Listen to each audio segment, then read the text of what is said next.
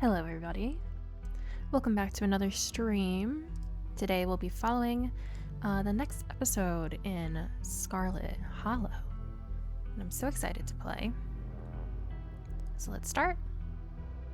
I wonder if he'll give us a little recap.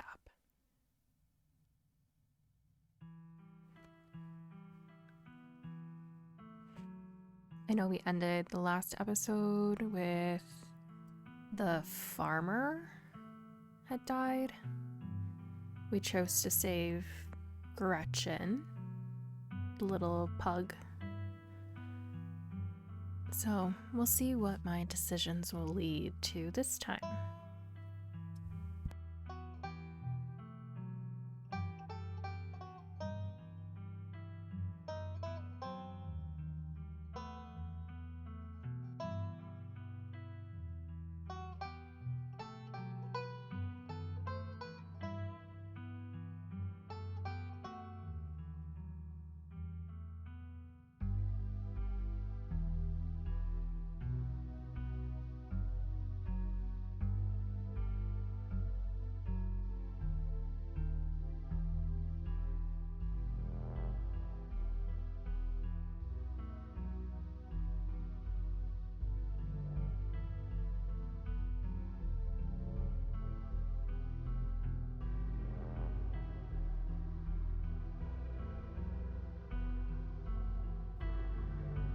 I was hoping we didn't miss anything, but it doesn't look like they're gonna give us a recap either. I'll let it play through this time.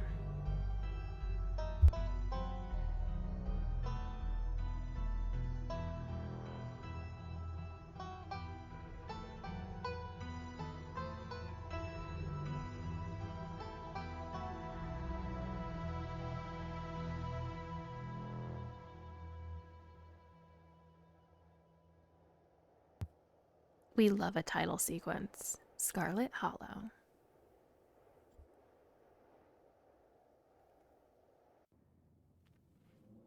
Alright, ended right at the end of episode 1.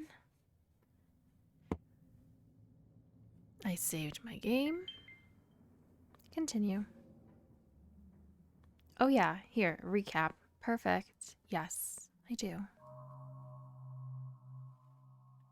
The funeral of Pearl and Scarlet, your cousin's mother and your aunt, seemed like something you shouldn't ignore, even considering your own late mother's rocky relationship with this side of the family.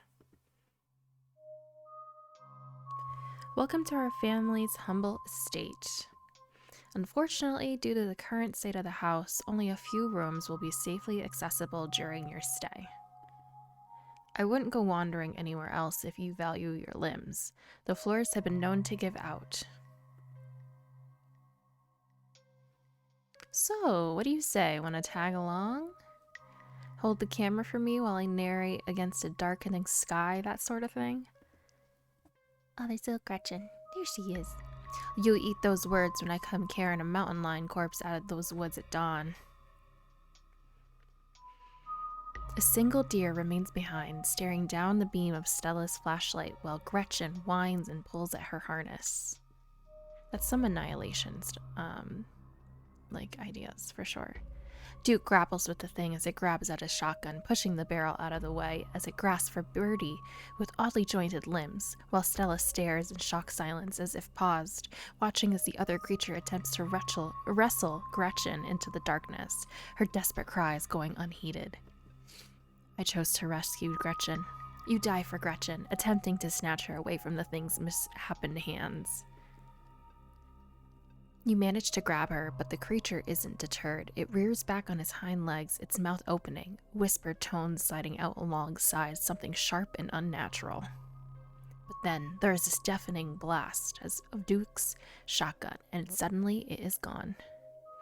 Oh my god, what do we do? Stella, keep an eye on her for us. Make sure she doesn't get into any more trouble. Oh yeah, the cops think I did it. Welcome home. Oh, Wayne. I didn't know his name before. Now, who the hell's Wayne? My grandmother used to talk about pale creatures called ditchlings. She always said they were a terrible omen, a sign of suffering to come. From the relative safety of your cousin's uncomfortable guest bed, the events of the past evening seem like something that happened to someone else, though you can still clearly picture the terror you felt in those moments. For now, you're safe and you're warm. Tuesday morning awaits. Wake up. Oh, so each episode is a day. You open your eyes. The sun has risen, the birds are singing. You are still alive, and for now, you are safe. Your gaze wanders across the room to the window in the woods beyond. You wonder if the monsters are lurking there, right now, just beyond the trees, ready to pounce as soon as you leave the crumbling estate.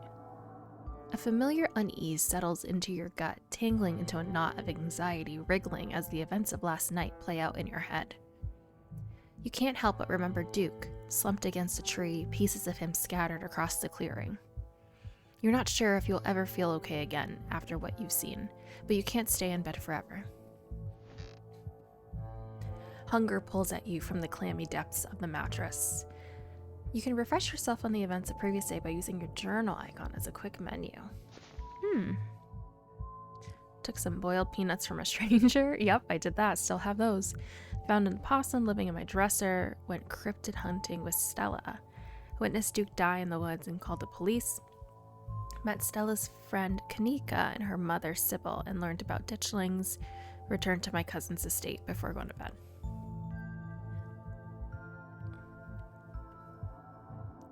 Ooh, I guess I'll check the possum. Why? Why not? Oh. You open the drawers to check in on the little opossum you met yesterday. Oh good, he's still there. That's nice. He still looks angry. I'm gonna leave the little mans in peace. Let me poke around the closet. Great, the doll didn't move. Maybe it isn't haunted after all, though after everything you went through yesterday, that's hardly a consolation. It's very true. Looking out the window. You creep towards the window, careful not to be seen by whatever might be lurking in the garden. Someone's lurking in the garden? Oh, I saw movement there. It could have been an animal. It could have been something else. Whatever it was, it's gone now. Ooh, that was quick out of the corner of my eye. They want me to head out there and investigate? Yeah, sure. I see something creepy in the garden. Might as well go in the garden. You're back in the kitchen. Frou-Frou eyes you from her favorite spot on the counter. You're back. Oh, I just read that. Excuse me, ma'am. May I pet you? Let me see. She'll let me today. Part of you hopes that flattery might win her over, as silly as that may seem. You are, after all, talking to a cat. Frou-Frou merely flicks her tail faster. It doesn't look promising. Hey. Did you know the police called me this morning? You've only been here one day and you've already had to run in with the cops. The cops don't matter. Did they say anything about Duke? Did they find the body? We were chased through the woods by monsters and you're worried about the cops? I don't think we would have a good conversation if I talked about monsters. Is this a confession? Duke's blood is on my hands. Let's see. Can I hang out with you today? Just ignore. Let me see. Did they say anything about Duke? Did they find the body? Body? They didn't say anything about a body, but apparently he never went home last night. And they had quite a few questions about you, Zen. Before you ask, don't worry. I told them that you're an upstanding citizen. You seem unfazed by this. A man's dead, Tabitha. Some old farmer disappeared after going hunting in the middle of the woods at night. So what? Something like that was bound to happen eventually, and frankly, you're lucky it didn't happen to you. Just make sure nothing like this happens again for the rest of the week, alright?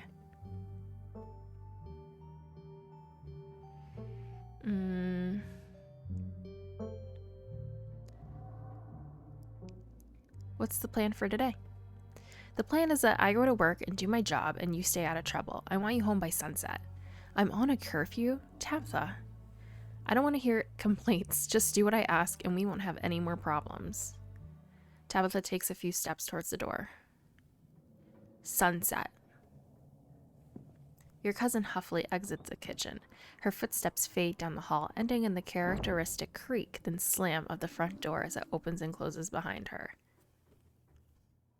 Once again, you are the only human in the estate. Time to start your day.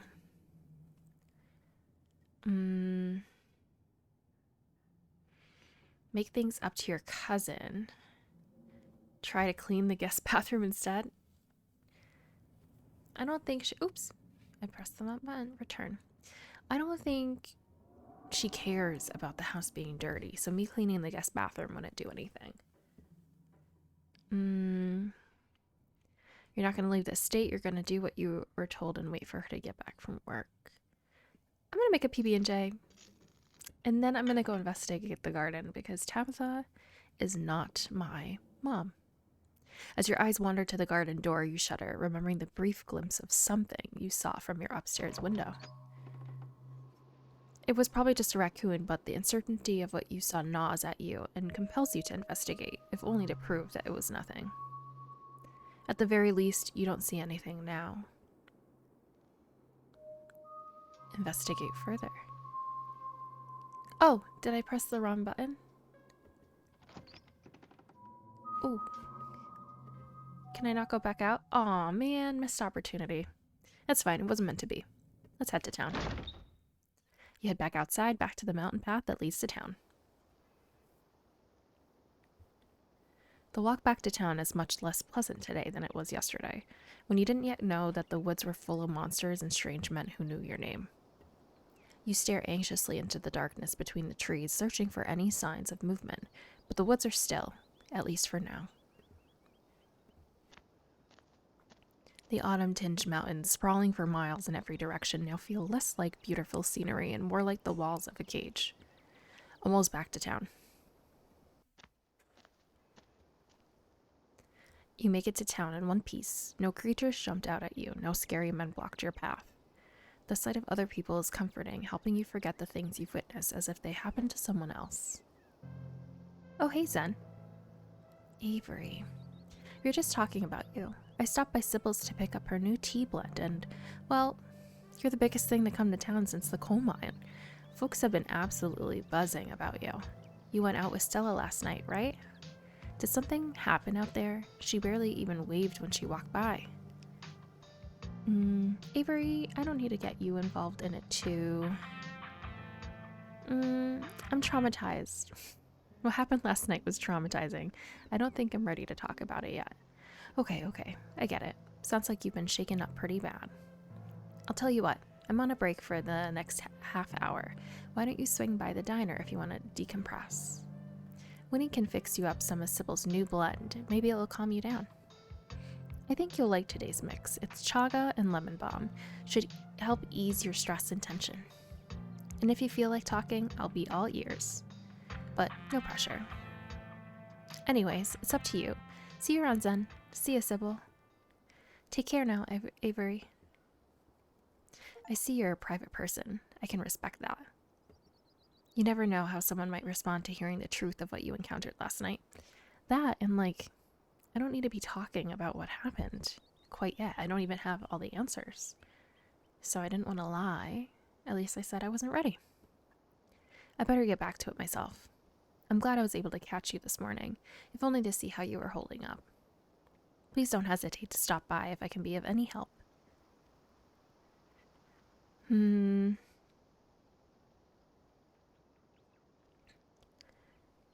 Why doesn't anyone in this town seem to know or care that a man died?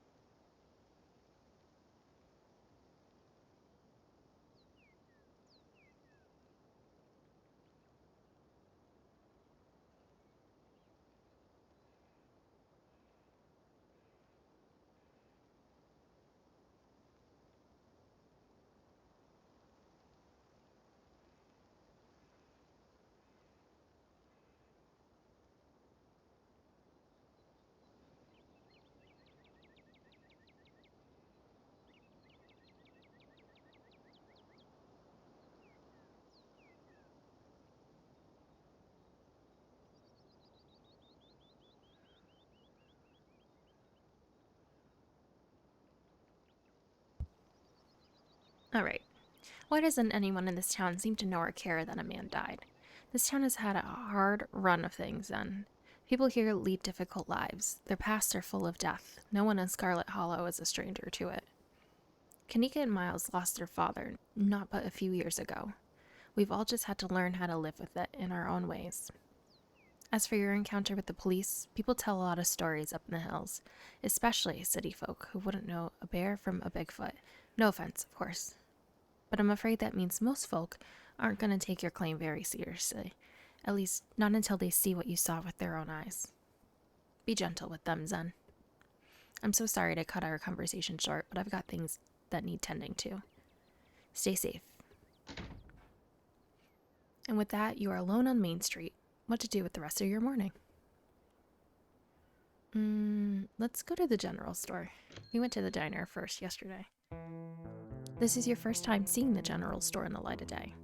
A young man sits at the table by the register, too preoccupied with his phone to care that you stepped in. Okay, these boiled peanuts, man.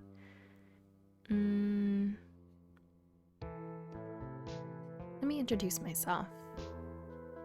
Hi, I'm Zen. I just got to town yesterday. Yeah, I know. Mom told me.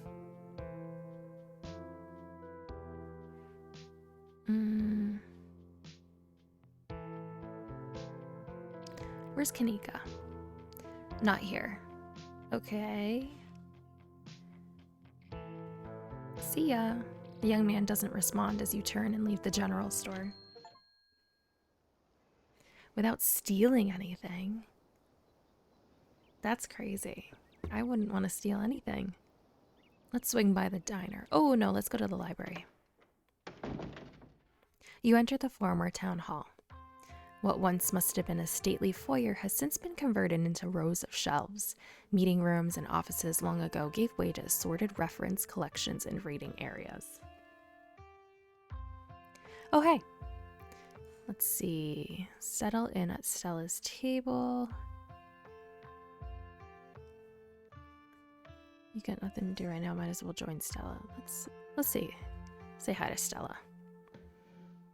Fancy seeing you here. We're trying to research the creatures we ran into last night if you wanted to join. Sybil said she was waiting for you to get into town, so I assume you're all caught up on the ditchling stuff. Morning, Zen. You look tired. Let's see.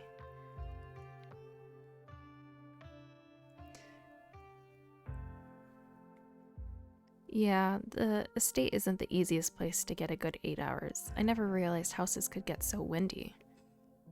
I can only imagine. That place was already falling apart the last time I was there, and it's been years. I can't believe it hasn't been condemned. Not that there's anyone here to do the condemning. Anyways, I guess we should get started. Hey there, strangers. And literal stranger. Do you think he'll like my boiled peanuts? You extend your bag of peanuts to the librarian in a gesture of friendship and good faith. I don't know what to say. Is this a gift? I'm allergic to peanuts. Oh no, not serious allergic, but they give me a rash. Everyone is shocked, even Gretchen. Hey Oscar, this is Zen, you know, Tabby's cousin. Oh, I should have known you were Scarlet. You look so much like Vivian. Not that I knew her very well. I was still a little kid when she left. But that Scarlet resemblance, it's strong. I'm Oscar Gutierrez, chief librarian and only librarian. Oscar's amazing. He practically built this library from scratch. Yeah, I'm a little jealous of what the kids around here get to grow up with. They don't know how good they have it. Back when I was in elementary school, all the library had was a couple shelves of boring books donated by old people. Y'all are too kind. But speaking of kids, have either of you seen Rosalina around town? I don't want to be a helicopter dad, but she hasn't been answering my texts, and I wanted to make sure she isn't getting into trouble out there. You know the crowd she hangs around with. They're good kids at heart. I'm sure they're just up at the old Maxwell place doing teen stuff. I went up there plenty of times in my day, but I'll be sure to keep my eyes peeled. What's the old Maxwell place? It's a great old abandoned spot, and it's practically a magnet for young people. Even honor students aren't free from its call. I can't believe I used to be so reckless. The floors there were like Swiss cheese. I should really have a talk with Rosalina when she gets home. I'm just gonna say nothing. You say nothing and let the others talk. You might not want to let her run off like that, though. It's not as safe as it usually is around here. Is that so? Kanika's right. There's some weird stuff going on out in the woods. That's actually why we came in today. Have you ever heard of creatures called ditchlings? They apparently show up around places of the brink of disaster. They kind of look like if the Pillsbury Doughboy was a creepypasta. Kanika's mom told us about them last night after seeing some footage we got in the woods. Ditchlings? Doesn't ring a bell. Dang, worth a shot. Okay, if you were, say, trying to predict a horrible disaster that might befall our town, where would you start looking? Well, they say history repeats itself, so I'd probably try and figure out what sort of disasters this region typically falls prey to. Should I be worried about something? I don't know yet. I'll be right back. Gonna go nab some more books. Behave while I'm gone, Gretchen. Oh, you don't have to worry about her, Stella. You're such a good dog, aren't you, Gretchen? Here, have a biscuit, old gal. Gretchen inhales the soft biscuit, drool leaking from her toothless mouth as she swallows it whole. I'm pretty sure Stella's barking up the wrong tree, Oscar. I don't think you have to worry about any horrible calamity befalling the town.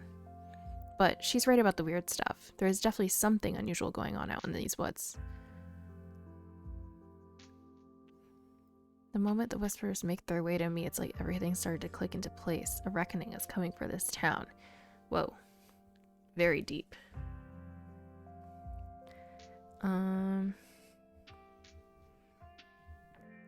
It's nothing that we can't get to the bottom of.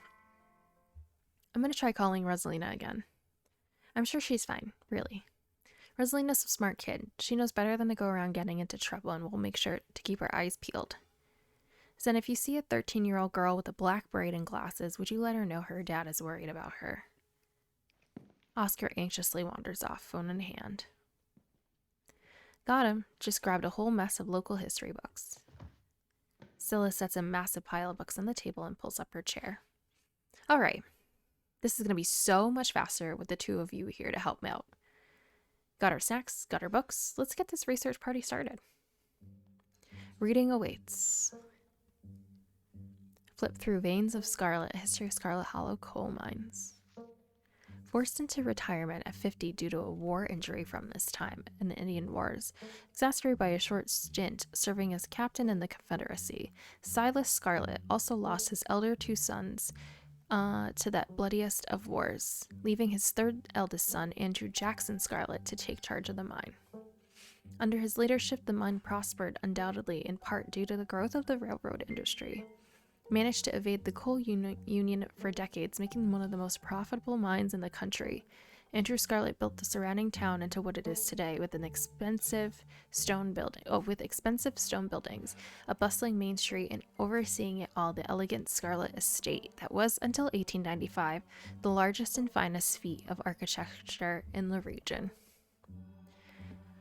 Culminating in the tragic collapse of 1918, it was found that Charles Shaw, the co-manager of the mine, had loosened security measures to increase production during World War I, resulting in a fatal collapse and the deaths of over 160 men and boys, some as young as 10. The casualties included Andrew Jackson Scarlet's son, Theodore, his brother Enoch V. Scarlet, who had taken over for their aging father during the bustle of the war, managed to pull the mine from the brink of ruin, thereby saving the town. So this is how your family made its fortune. Okay. A whole book on Silas Scarlet. Silas Everett Scarlet was born to Colonel Everett J. Scarlet in 1818, one of 12 siblings. He grew up in eastern North Carolina during a tumultuous time in the state's history, and not much is known about his life before he joined the Army in 1836.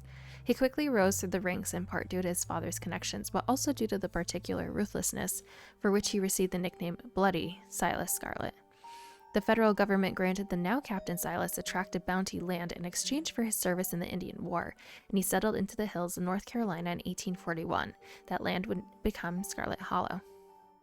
But it started as a simple log cabin built by Silas's two hands, occupied by his family of 10, Silas's wife Mary Joseph Scarlet and their 8 children. Logging business brought many workers and fellow landowners to the hills, but it wasn't until Silas discovered rich seams of coal running underneath the entire region that Scarlet Hollow was really put on the map. He saved what he could and bought the surrounding hillside at a great discount, cleverly hiding what he knew about the land's true value.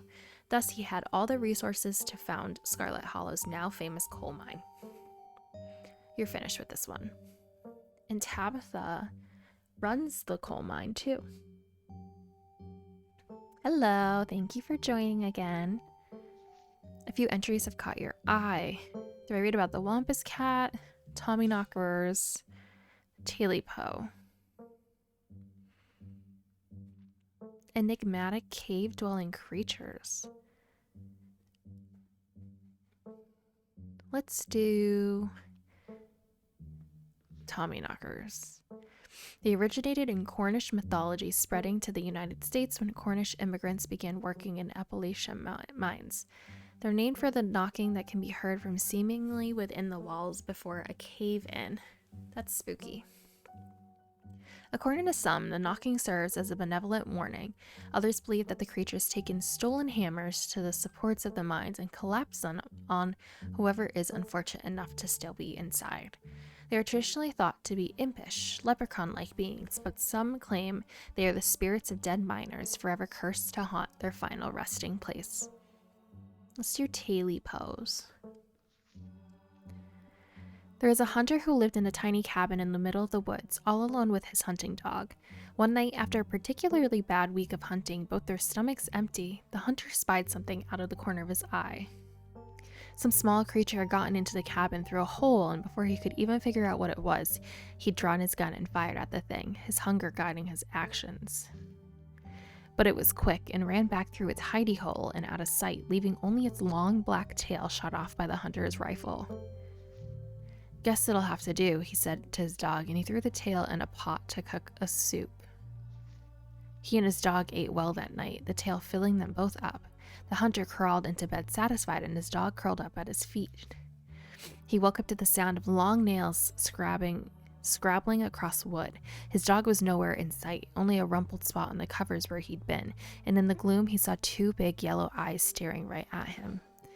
"I want my Taily Poe," a high hoarse voice croaked in the darkness. "Go away," he screamed at the thing. But it stepped closer to him, still shrouded in darkness, the sound of long claws dragging across hardwood accompanying its movements. "I want my Taily Poe," the creature growled again. "I'll get my dog after you," the hunter squeaked, his voice catching in his throat with fear, but there was no dog to be seen. "I want my Taily Poe." Before the hunter could do so much as scream, the creature leapt from the darkness, long claws stretched out towards the hunter. No one is sure what the creature did to him that night, but the next morning, all that remained of the hunter, his dog, and his cabin was a chimney, standing alone in the woods. Interesting. Let's read about the Wampus Cat. Often linked to Cherokee legends, some cite the Wampus Cat as originating with the story of a woman who sought vengeance against a monstrous cat demon for driving her husband mad. She hunted it down and by wearing a bobcat mask, tricked it into using its own vile magic on itself, freeing the people of their region from its evil. Others say the creature comes from a story of a woman who wore the pelt of a wild cat to witness forbidden hunting rites.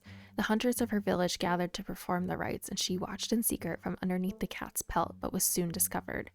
For her indiscretion, she was fused with the pelt and transformed into a creature that was neither human nor cat, forced to wander the wilderness alone, feared by all.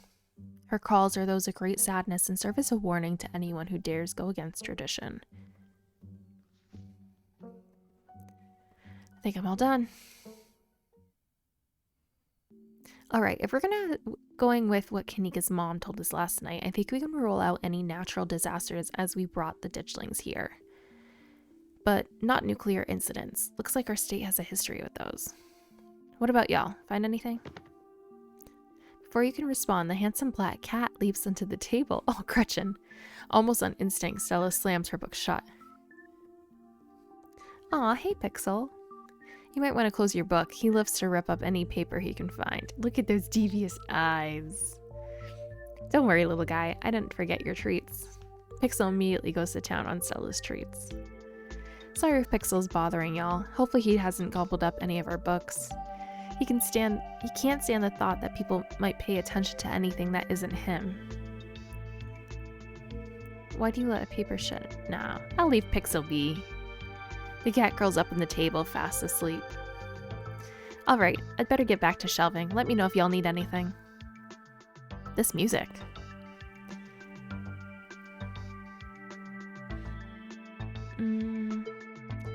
Stella, what was that you were saying about nuclear incidents? You're talking about the Goldsboro thing, right? Yeah, apparently in the 60s, a B-52 carrying a live warhead broke up mid-air and dropped a couple of bombs. Fascinating bit of history there. The first of the 2 bombs landed upright after its parachute got caught in the tree. Thankfully, it didn't go off. At the time, the government claimed that the bomb was unarmed, but it later came out that the only thing preventing a detonation was a single electrical switch, which failed to trigger on the descent. And 60 years later, the second bomb still hasn't been recovered. Right, it's conventional explosive disintegrated into midair, but the most of the nuclear material was made unrecoverable by flooding. If I remember correctly, they just buried it and sealed it up.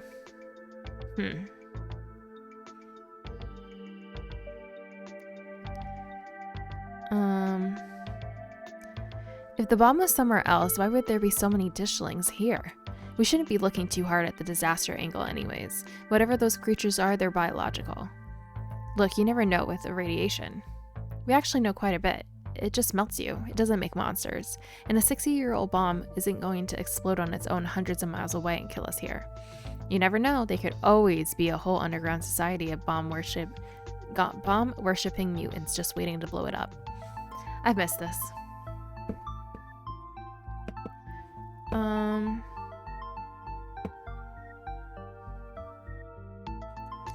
Let's talk about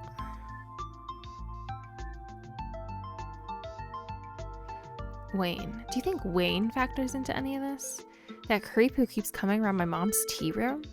He snuck up on us last night and called out Zen by name. Yeah, there's definitely something wrong with him.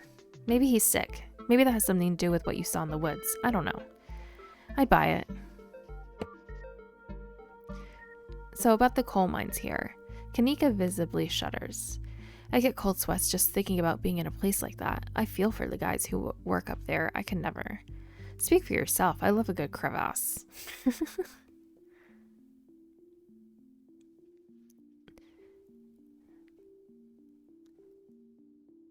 What if the ditchlings are coming from the mines?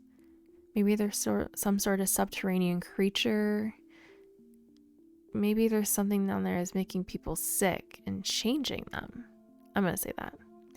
That wouldn't explain how many ditchlings we saw last night. Like, sure, occasionally a miner goes missing, but we saw dozens of the things. I mean, it's definitely not mutated miners, but what if there was some sort of parasite down there? Maybe it got into some animals and spread in the woods. And now I think about it, Wayne's a miner. Maybe that ties him into all this. I know it sounds ridiculous, but it's one of the more plausible explanations we've got so far. Silas Scarlet.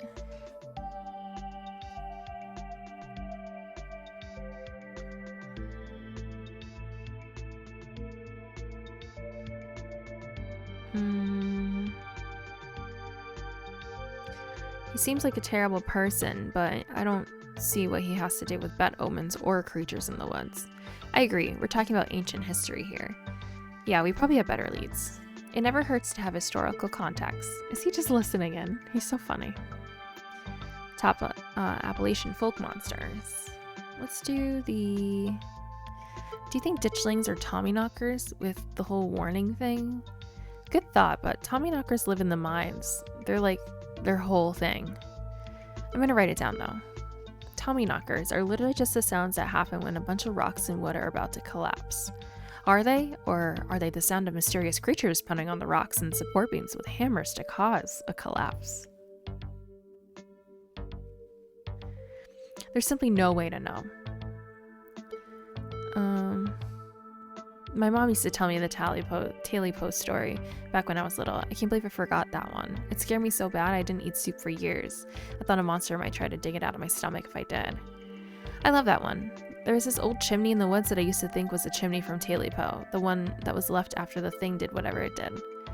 Now I know that's just because chimneys don't burn down and wooden houses do. That doesn't mean it's not the chimney from Tally-Po. I've camped out there a couple times and seen some pretty spooky stuff. Yeah, I watched that video. You saw raccoons. You're gonna get rabies one of these days chasing after wildlife like that. What can I say? I like to live on the edge. Wampus cats kind of sound like they could be mountain lions. Voice like a woman crying out, somewhere between person-sized and cat-sized. Definitely. They're 100% mountain lions. Kanika, you know there's no mountain lions up here. I thought you were supposed to be a skeptic. But the myths are old, right? Mountain lions didn't go extinct in the Appalachians that long ago. Those legends just haven't died off yet. Almost every cryptid can be tracked down to either a hoax or someone getting confused about a perfectly normal animal, sometimes both. Bigfoot, for instance, started as a prank, then folks saw bears walking around on their hind legs and got freaked out, and now here we are. You'll eat those words when I get the first clear footage of a Bigfoot. If you manage that, I will print out a piece of paper that says Bigfoot isn't real and literally eat it. I promise. I'm holding you to it. Let's move on. Let's see. What do y'all think?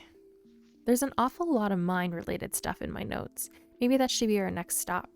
We can poke around, find out if anyone's seen anything weird. Just to clarify, you're suggesting we go to question some of the miners, right? We are not poking around unprepared in the actual mines, right? ... Right? Yeah, totally. 100%. I would never. We don't even have a good reason to go down there. Good. Let's keep it that way. You know how I feel about mines. I promise, Neeks. We're just going to question some of the miners. And if that questioning gives us a good reason to poke around, say a cool abandoned coal mine, then we'll cross that bridge when we come to it. You can cross that bridge when we come to it. I'm not going underground. I'm just messing with you. We'll stick to the surface. Okay, good. And hopefully we can find out what's wrong with Wayne while we're at it.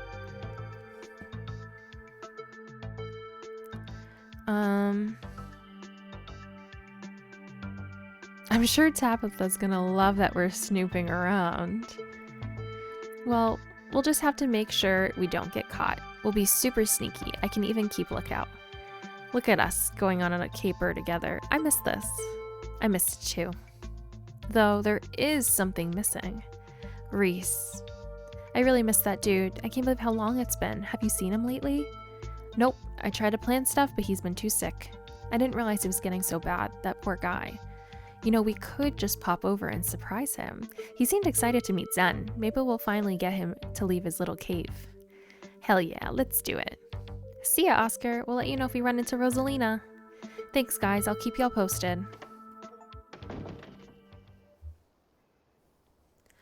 Reese's home stands on the edge of the forest wall, an isolated buffer cushioning the rest of the town from an unending wilderness.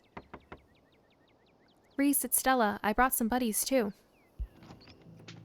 Shh, not so loud. He's still sleeping. Can I help you with something? The woman in the doorway stares directly into your eyes. You can practically feel her simmering irritation washing over you. Hi, Dr. Kelly. We were wondering if it would be okay if Reese could come hang out. Nothing strenuous, we promise. I'm not going to wake him if he's sleeping. He probably needs it. Whatever you two have planned, it's probably beyond what he can manage right now anyways. Oh no, poor Reese. It's just been so long since either of us had gotten a chance to hang out with him. I'm sure he and Zen would get along super well too.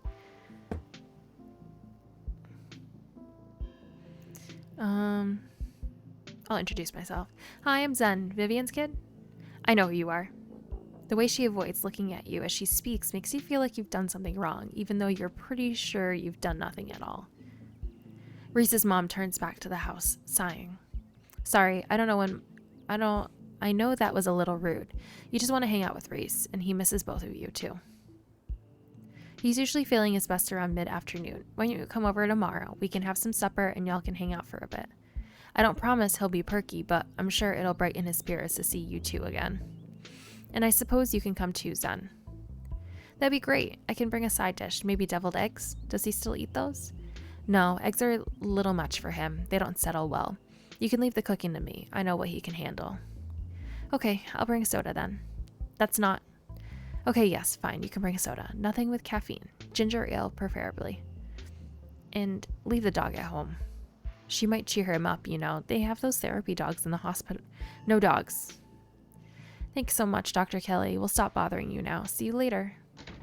Dr. Kelly nods in acknowledgement and quickly shuts the door. Dang. She's not very nice. God, that woman makes me so nervous. She used to be so nice when we were kids. Always had the best stickers when we had to get our shots. Maybe she's just stressed about Reese. Or maybe she's just nice to kids.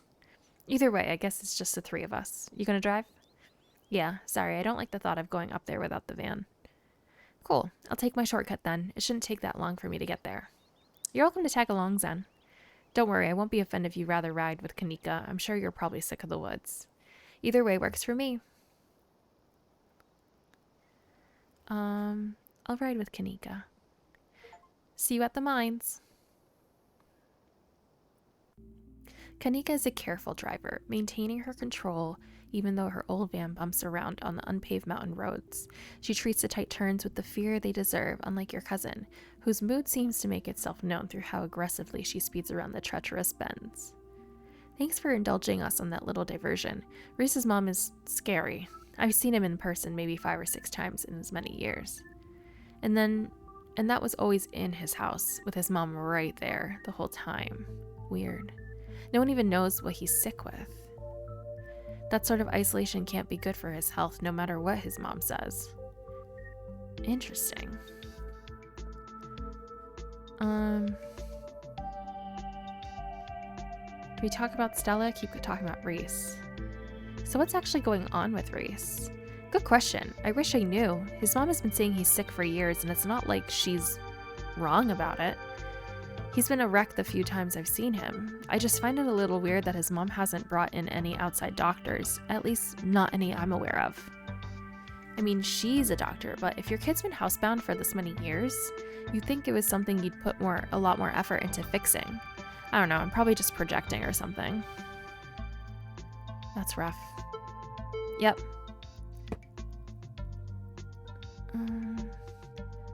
Was the guy at the general store your brother? Ugh, Miles, yeah. He didn't do anything weird, did he? He was on his phone the whole time. Oh god, I bet he was playing the Dragon Ball game.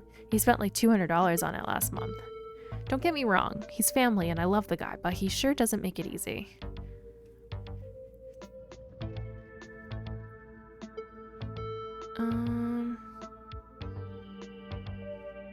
I'm curious, do you have any other theories on what's going on aside from what we talked about at the library?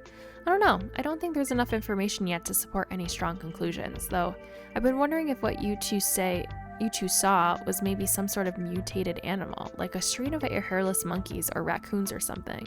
Do you know about the Morgan Island? It's off the coast of South Carolina, and there's a whole population of rhesus monkeys infected with herpes, like 4,000 of them. Maybe the ditchlings are some kind of alopecia research monkeys, which sounds ridiculous now, but I've said it out loud. Forget I said it.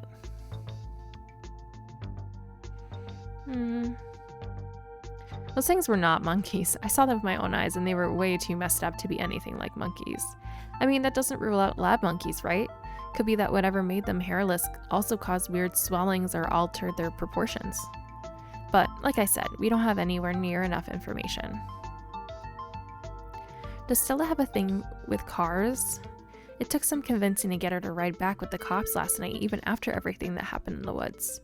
She brushed me off when I asked her about it last night, too. I was wondering if there's more to it than just, not liking them. Wait, she actually got into a car last night? She must have been really freaked out. That's how her parents died. Car crash. She was in the car too, just some cuts and bruises, but she doesn't like cars and tries her best to stay away from them. I don't think she's ever going to actually leave this town. Is she doing all right? Yeah, I think so. I mean, there's still some real trauma there, but it's also been years. It's just not fair, though. Stella is such a sweetheart, and so are her folks. Breaks my heart. Have you ever thought about living somewhere else? Yeah, this wasn't the plan, and it still isn't. I was actually a couple years into vet school, top of my class, might I add, when my dad died. My mom wasn't up for running the store, and you've met Miles. I only wanted to take a semester off, help them get back on their feet, but it's been a year and change now. It's not just about my family, too. The general store? That's the general store. If it winds up going under, it's hard not to imagine the whole town collapsing with it. Maybe I'll get to go back next semester.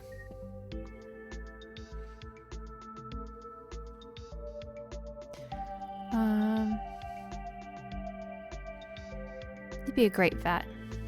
I've seen how you are with Gretchen. Aw, shucks. I was really into biology during undergrad, and growing up around Stella and her mom gave me a special kind of love for animals. He remains silent.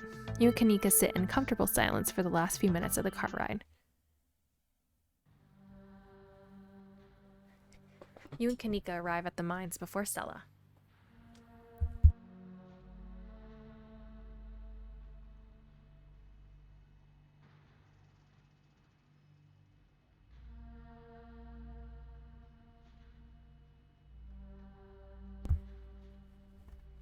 Stella's probably going to be another couple of Pant. She ran up here. How was the ride?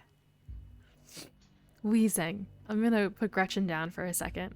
Did you run here? Yep, felt like getting a run in. I didn't want to keep y'all waiting. You didn't run into any of those creatures, did you? Nope.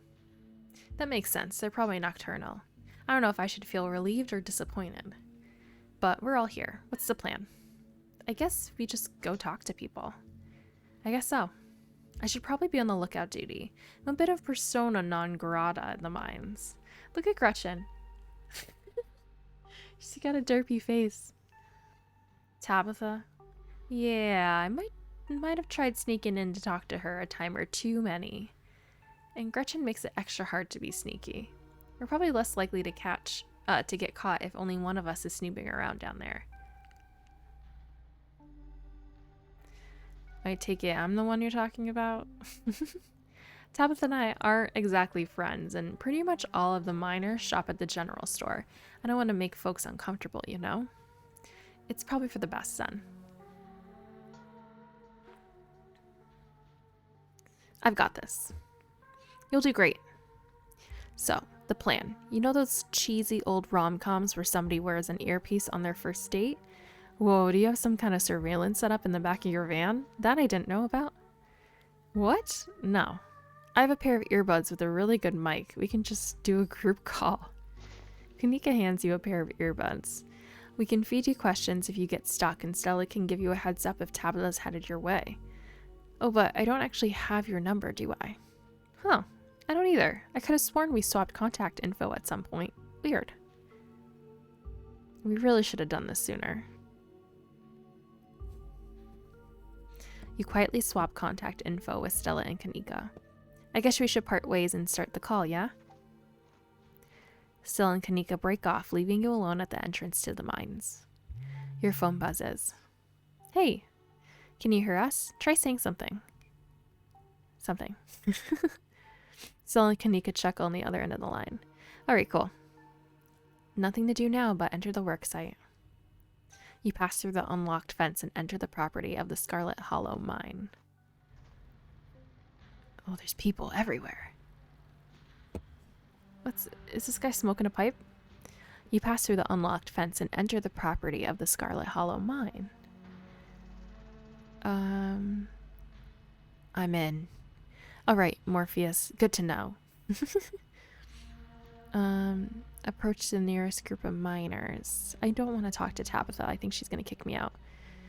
A blonde woman, a broad-shouldered man, and an old-timer. The uniforms identify them as Harrison, Davis, and Zax. You got a reason to bothering us? Do you know anything about a guy named Wayne? Yeah, we knew him. He was such a cut-up. Miss that dude. What happened to him? The miners shift for a moment, uncomfortably glancing at one another. Isn't that the guy y'all said was, He's gone. That's all that matters. I guess I'll leave it be. Actually, that's all. Thanks. Bye. You walk away from the miners. They don't seem very welcoming. Approach another group of miners. Before you can reach the miners, you're struck by an intense feeling. You recognize the hollow terror as the same thing you felt last night when you set eyes on that awful man in the miner's jacket. You shouldn't have come here. It's dangerous. What are you? Flesh and blood, much like yourself. You don't have to be afraid of me. I'm the only person in this town who truly cares about your safety. Don't forget that. Even if it's already too late to stop what's going to happen.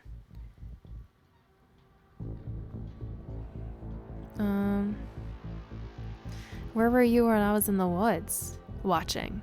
I would have stepped in if you were ever truly in danger. Is he a ghost?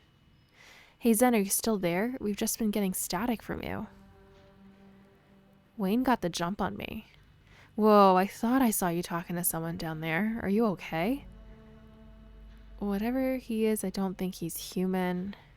He said some real ominous shit to me. Let's do that. What the hell is that supposed to mean? Yeah, I care about your safety. Whatever he is, I don't think he's human. I hate to say it, but with how the call went to static, what if he's a ghost? Like, actually a ghost. You hate to say it. Stella, I don't think anything would make you happier than Wayne being a ghost. Also, ghosts aren't real. Hey now, just because I want ghosts to be real doesn't mean I want this ghost harassing Zen. Wayne trying to make me leave just means that we're on the right track. I'm not about to back down. Whoa, so brave.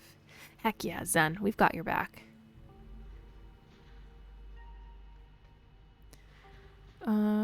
Should I go find Tabitha?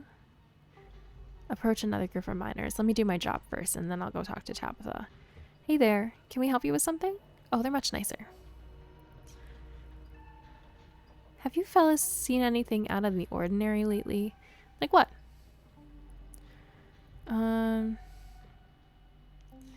Weird animal sightings? Don't tend to go on many hikes. Not exactly the nature seeing type. After a full day of work, all I see is my bed. Maybe a few beers in between. Okay.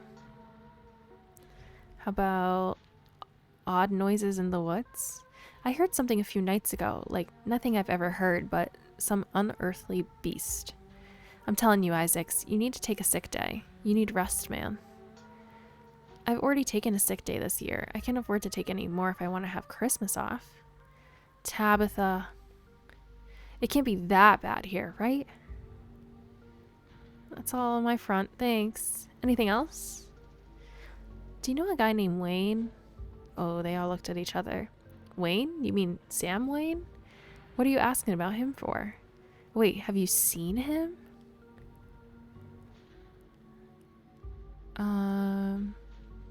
I saw him just now. He muttered some creepy stuff to me and disappeared.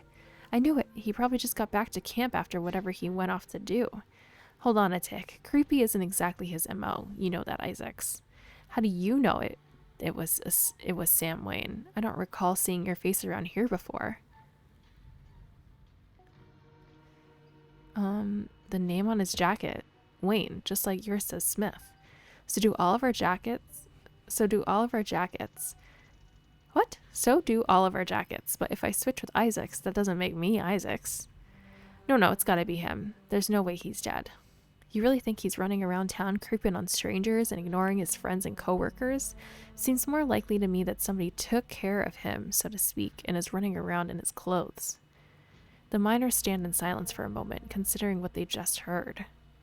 That's not possible. That's ridiculous. This is messed up. But who would do something like that? I don't know. Why don't you ask his girlfriend? Yikes, do you think? No way.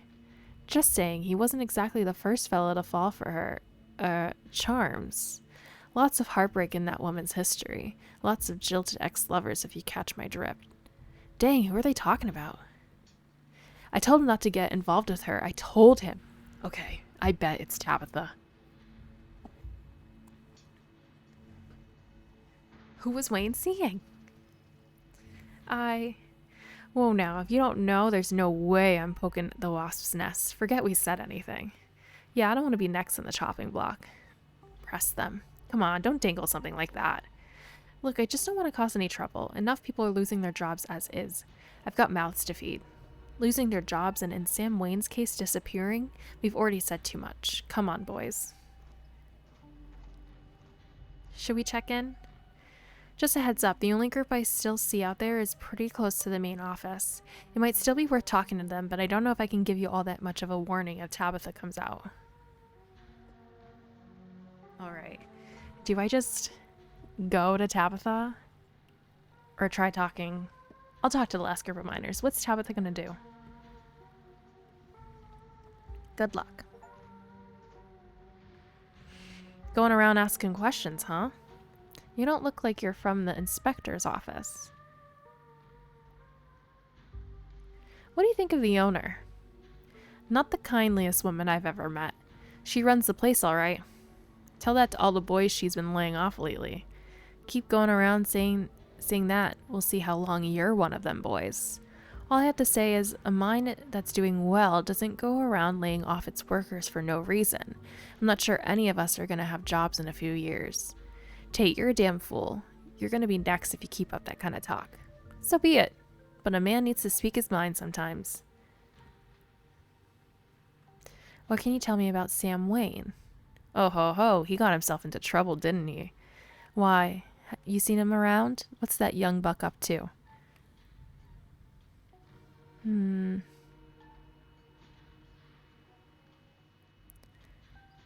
I've heard from some other folks in camp that he got a nasty spat with his ex and disappeared not long after.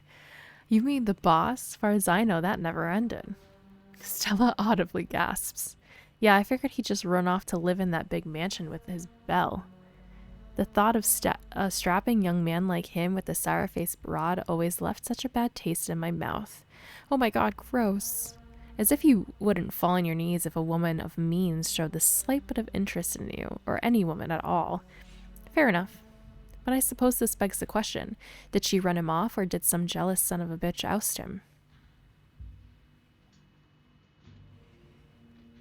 I'm gonna say Tabitha. Yep. Dang, I figured that's what they were getting at, but it's weird to hear it out loud. You good, Stella? Yeah, I just had no idea. Have you noticed anything strange around here lately? All kinds of weird stuff happens in these hills. What sort of weird do you mean? Weird animal sightings?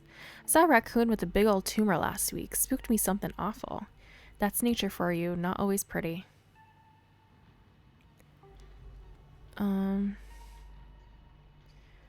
Leave it at that. Knocking in the mines. You asking us if we heard the Tommyknockers? 'Cause we have. We're old timers. All of us who were here before the machine got brought in know the Tommyknockers. What a nuisance, always stealing my hammers. It's true, had a pickaxe stolen too. When you heard knocking coming from one of the old tunnels, it was enough to make a man pray. Looks like I figured out what to do for my next video. You better not be thinking of going into those old mine shafts alone. I could always use a partner in crime. I'm gonna wind up going down there with you, aren't I? People getting sick. I mean, some of the older miners, sure, but I wouldn't call that unusual. Noises from the woods? All the time. Howling, screaming, all sorts of fiendish caterwauling. Probably just screech owls and bobcats, you old coot. Might be, might not be, but I heard something the other night that sent the fear of God shivering down my spine, I tell you. I keep doing that. I saw what made that noise. They both looked at me. Pale, hairless, and horribly misshapen, with little twisted faces. The two men stare at you, a look of disquiet in their eyes. I ain't never heard of anything like that up here. Damn, that almost sounds like a ditchling. My grandma used to tell me stories about them when I was a kid. I guess it's not just my mom. That's all on that front. Sure. Thanks for the help. My pleasure. Then I think we got a problem. Tabitha. What the hell are you doing here? And that's our cue. Pardon us? You shouldn't be here. This place is dangerous. Why can't you just stay in the estate and stop sticking your nose where it doesn't belong? And what is that ridiculous thing you got doing in your ears? Are you trying to record my employees? Are you trying to record me? Tabitha snatches the earbuds out of your ears and throws them on the ground. Typical phone-addicted silly dweller. Ugh. Ugh, and I have a meeting in 5 minutes. I can't even drive you back. Okay, look, I don't want you wandering anywhere else. Just stay here for an hour. I can take you back to the estate as soon as my meeting wraps up. Can you please do that for me?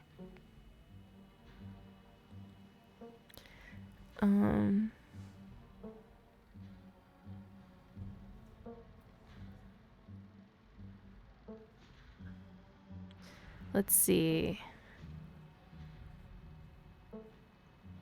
You want to talk? You've got some explaining to do. What the hell are you talking about?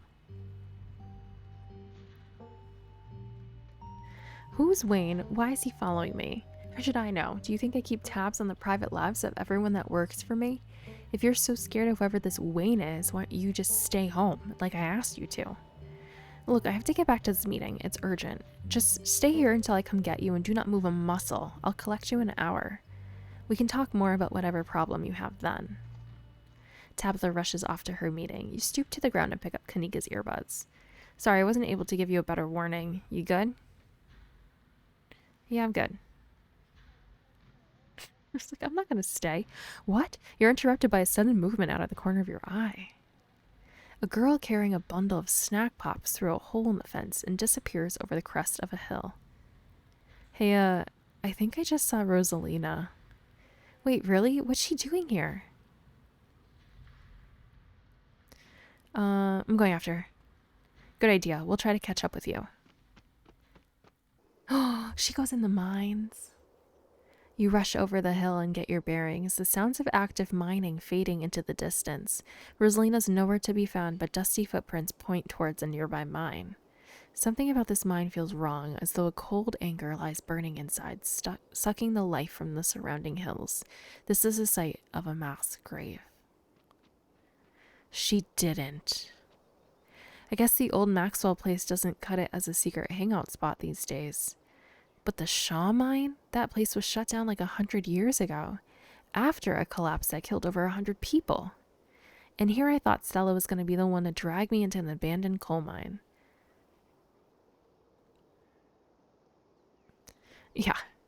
Hey, remember all those bad feelings I got last night? This place feels straight up cursed. I mean, like Kanika said, a lot of people died down there. There's a lot of spooky history to this place. For all we know, maybe all that death left some kind of mark down there. Okay, just because a bunch of people died in there does not make it cursed. Come on, I'm not going to let Rosalina get hurt in there. Even if it means I have to go underground. Whoa, you sure, Neeks? Zen and I can handle this on our own. Yeah, I'm sure. As much as I hate confined spaces, I hate the thought of other people getting trapped down there even more. Stella and Kanika disappear into the mines. Before you follow, you briefly wonder if you should let Tabitha know about this. Ooh, do I let her know about it? Is she gonna come get me? I'll at least give her a heads up. You pull out your phone and dial your cousin. What is it? You know I'm in a meeting. A kid just snuck into Shaw Mine. I figured you should know. What? Are you serious? Why do these things keep happening to me? Ugh, whatever. I'll head over there as soon as I can. Just stay where you are and wait for me, alright? God, I don't even know why I'm trying to reason with you. It's not like you'll listen. I called you out of courtesy. Yeah. Totally. I swear to God. I'm sorry, but my mind's made up. You hang up on the call. Take a deep breath and follow your new friends into the mine, so at least someone knows where we are, God forbid something would happen in these mines.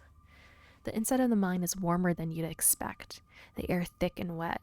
The ceiling hangs much lower than you are tall, forcing you and your companions to hunch over, your legs bent in a painful squat as you begin to navigate its maze of corridors. Hey, you made it. I told you she would. I just wanted to make a quick call to give Tabitha the 411. You didn't. I was hoping we'd be able to get Rosalina out of here without anyone calling the cops on her. Or us. Tabitha better not try to have us arrested for trespassing. Oh, I wouldn't worry about her calling the cops. I've snuck into the mines dozens of times and she never called the cops on me.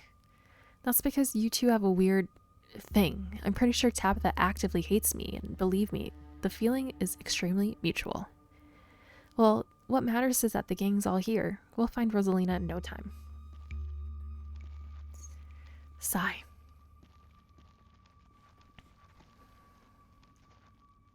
The deeper you progress into the mine, the heavier the air becomes.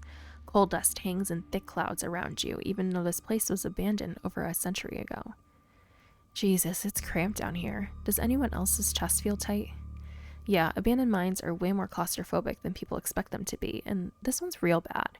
You know, because of the child miners, or should I say the minor miners? Kanika visibly shudders. Okay, I'm not superstitious, but if there's one way to make sure you get haunted, it's cracking jokes about dead child laborers while walking on their graves. What can I say? I do my best to tempt the spirits wherever I go.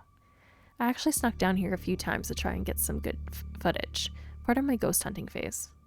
Jesus, Stella, the things you do for your viewers, did you find anything?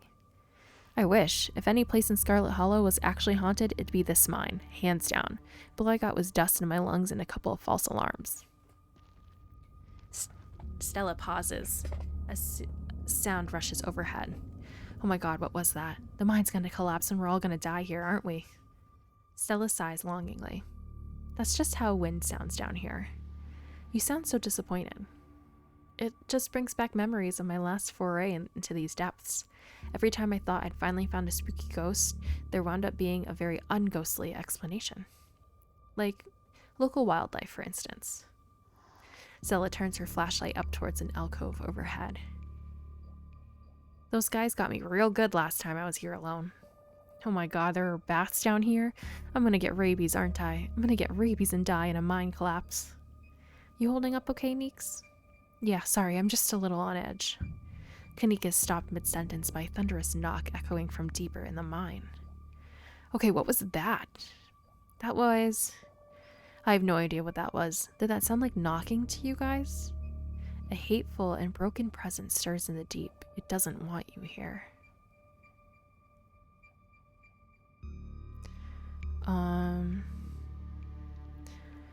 That was a warning. We have to move fast before something terrible happens here. Whoa, you don't think it's Tommyknockers, do you? Okay, no. Tommyknockers are not real. They're not allowed to be real. Are you trying to give me a panic attack? I'd love to spend some extra time poking around down here. Maybe it's got something to do with the mystery. The three of you are interrupted by a second, much less distant sound of a can being popped open. Okay, now that wasn't a Tommyknocker. It came from this way. Follow me. These kids are in so much trouble. You and Kanika follow Stella further into the mine. You breathe a sigh of relief as the tight passageway gives way to a small cavern. A group of teens turns and stares at you with annoyance. What the hell are you all doing in here? What the hell are you doing here? You creeps? Are you stalking us? Yeah, creeps. I just said that, Alexis. If I wanted an echo, I'd yell into the Grand Canyon. What are you, 5? Let's see.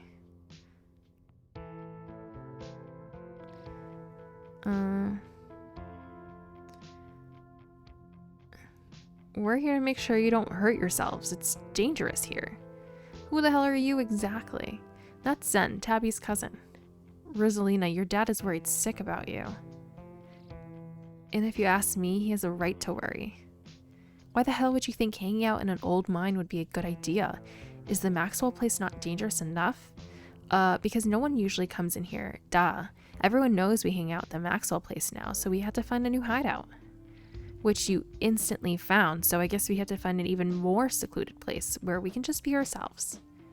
I can't believe your dad sent people to follow you, Rosalina. That's messed up. I think that qualifies as harassment. You're right, Becca. It is messed up. I don't need him telling me where I can be. You could at least check in so he knows you're not dead. He loves you and worries about you. He's really not asking for much. Don't you kids have school tomorrow anyways? It's fall break. And we're not kids. Yeah, we're teens. Are those canned strawberry margaritas? Where did you even get those? The teens avoid eye contact. Miles tries to melt into the cavern wall. Oh no, I know that isn't you, Miles. It better, but not be you.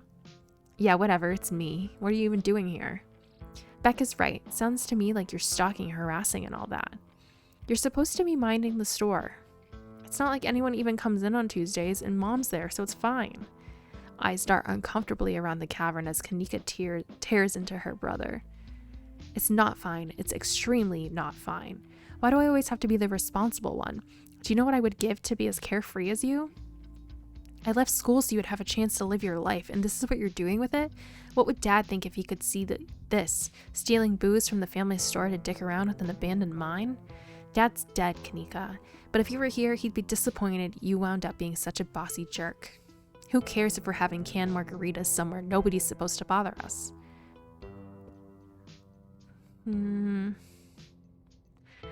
I love to help y'all sort this out, but can we not do an abandoned coal mine?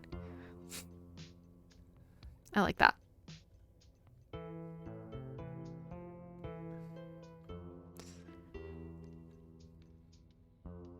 Oh, and what are you, an expert on mine safety?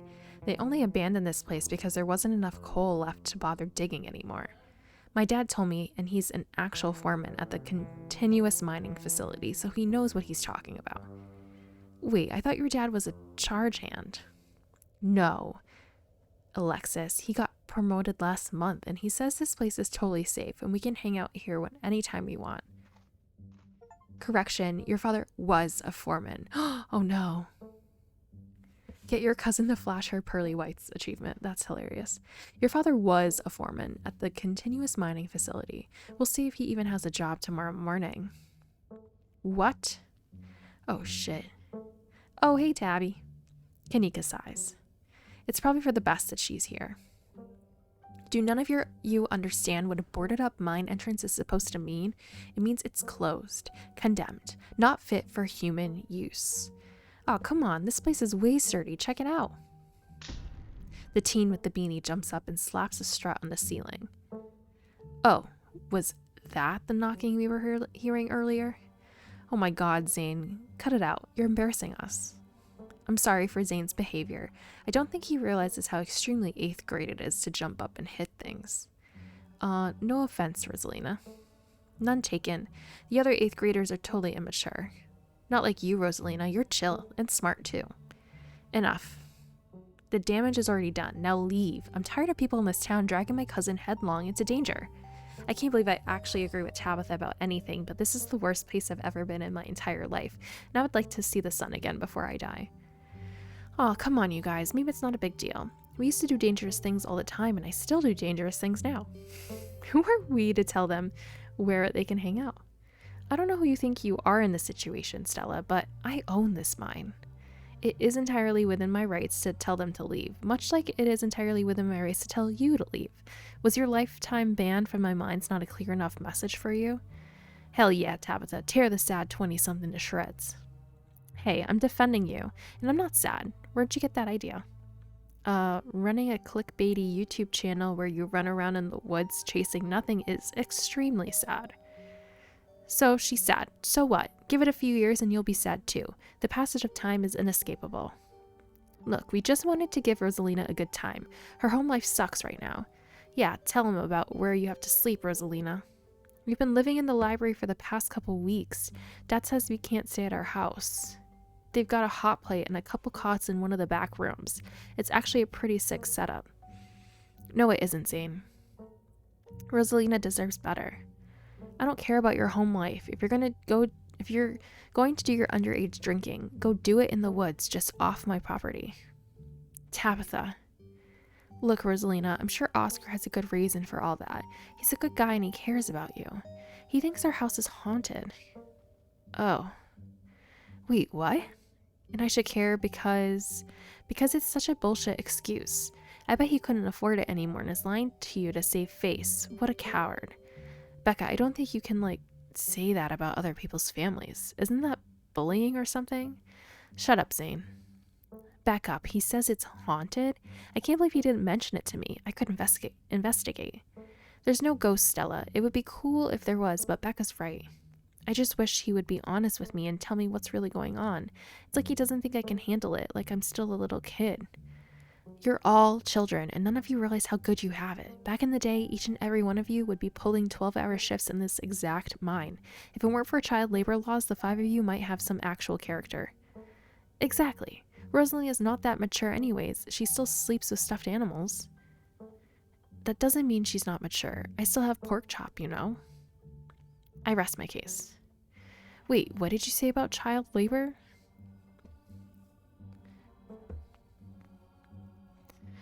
Yeah, I don't want to get into it. It is between her and Oscar. I'm not going to weigh in on this. This is between you and your dad, and the two of you should talk about it anywhere that isn't here. I couldn't agree more. Yeah, if Rosalina's house is haunted, we should break in and, like, ghost bust it or something. Sounds pretty rad to me. Whatever gets you delinquents out of my mind. Oh my god, Zane, you can't ghost bust if there's no ghost. Also, Rosalina lives there. She can't break into her own house. There's no ghost that you know of. I bet we can figure out how to bust it if it's actually real. And if it isn't real, well, problem solved. You know, Rosalina, you can always stay over at my house until Stella ghost busts your place. We have a finished basement with a pull-out couch. Why are we talking about this like it's a thing? It's not a thing. There is no ghost. I don't care, and I can't believe I wasted this much time trying to argue with children. I'm washing my hands of this and calling the cops. Feel free to leave before they show up. You hear that, Miles? We're leaving. I suggest the rest of you kids leave this empty mine before something gets black lung, or someone gets black lung and gets crushed by rocks, or meets any one of many terrible fates people tend to meet in abandoned mines. Kanika's interrupted by a pair of thunderous knocks. That wasn't me, I swear. Then what was it? Come on, Stella, didn't you have a whole list of perfectly natural explanations for scary mine noises? It's Tommyknockers, for sure. I know this isn't why we came down here, but we've got to check it out. Stella. Nobody's going deeper into the mine. Nobody's staying in the mine. You're all leaving. You hear something over the sound of Stella pleading with Kanika and Tabitha, something like the shuffling of feet on stone and whispering of mischievous teens. Oh no, the children.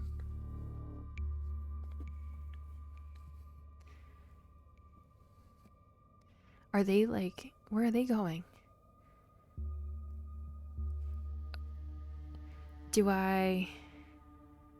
Are they going deeper into the mines or are they leaving? You turn to see Becca and Alexis gone and Rosalina crawling into a small tunnel in the cavern wall, but she hastens her movements when your eyes fall on her.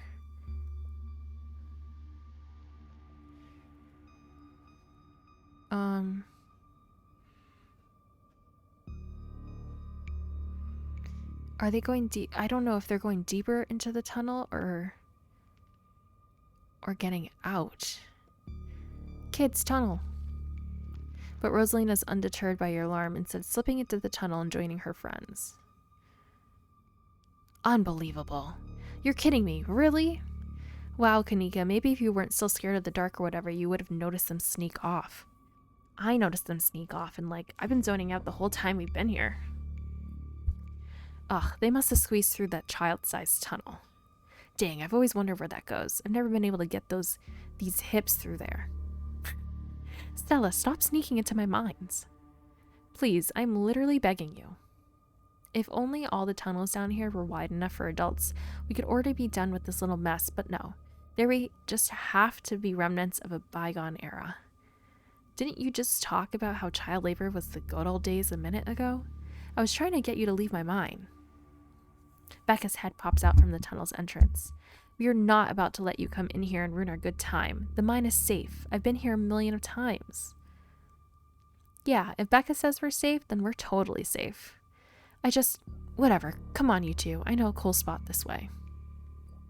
Okay, I think I know where that tunnel rejoins the rest of the mines. I'll go look for them, and I want each and every one of you to take note of the fact that I'm doing that. If those idiots get themselves lost and die, I'm not letting their families sue me into the ground. Are those really your priorities right now? Yeah, do you have a problem with that? I want the rest of you out of my mind. Except for you, Zen. I'm not letting you out of my sight. Yeah, sure, I could never fit in that tunnel anyways. They have crossed a barrier that I cannot, so my time here is up. But only because Stella promised me a ghost hunt tomorrow. Whatever, I still have to do my dailies anyway, and the service down here sucks. I will happily escort these two knuckleheads out. No, you are not about to weasel your way into this, Stella. Aw, come on, Tabby. I've been down here a ton. I can totally help out. Tabitha sighs. Ugh, there's no getting rid of you, is there? Fine, I won't waste my time arguing.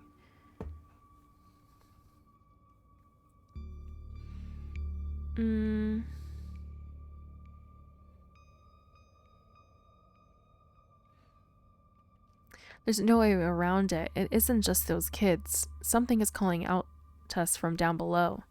Noted. Let's not linger any longer than we have to, shall we? Want me to take Gretchen with me? I don't know if it'll be easier to cover more ground without her.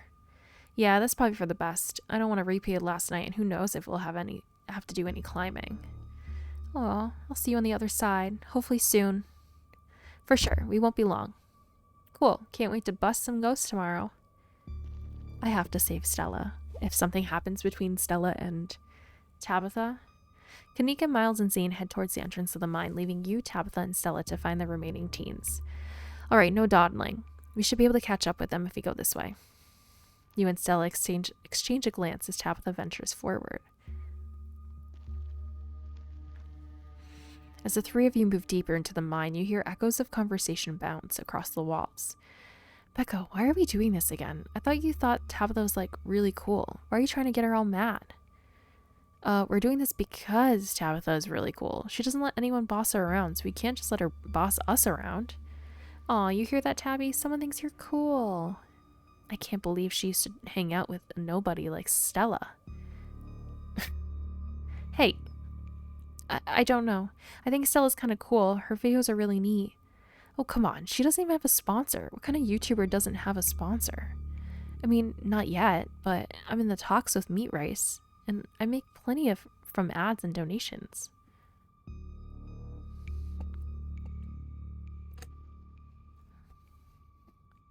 Let's just press on. You quietly press on. Another knock, closer, interrupts your thoughts, followed by another. Is it just me, or is that knocking coming from the same direction as those kids? It's not just you.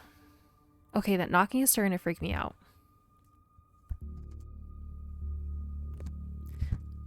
Calm down, Rosalina. It's just mind sounds. Did you guys see that? No, it was just a shadow. There's no reason to get freaked out. I saw it. Shut up. There's nothing down here. Stop trying to scare me. Are we sure the tunnel they went through is going to meet back up to us? What did they see? What if they're the ones doing the knocking?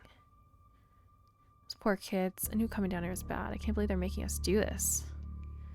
We're getting closer. Let's keep moving. It's so small. As you progress deeper into the mine, the knocking grows more frequent. It's still distant, but it's much louder than before. The tunnel ends abruptly in front of you. A century-old ladder is the only way forward. In the darkness beyond, you can still hear the echoes of terrified teens, their panicked arguing bouncing down the pitch-black corridors. The pit radiates rage and white-hot anger. It hates you. But at the heart of it, you can sense something else. The quiet hum of a darker presence. The heart calls to you, desperate to be witnessed. And here we are. The tunnel they crawled through passes through the chamber below. It shouldn't be hard to find them. Oops, I keep doing that. It shouldn't be hard to find them once we get down there. I've never been this far in. Congratulations, Stella. You got what you wanted. Tabitha crawls up to the ladder and disappears over its edge. Alright, let's do this. Stella hoists herself over the edge and begins to climb down. You walk to the ladder and climb down. I'm pretty sure this has to be the way back. Come on. Pretty sure. I thought you've been down here before.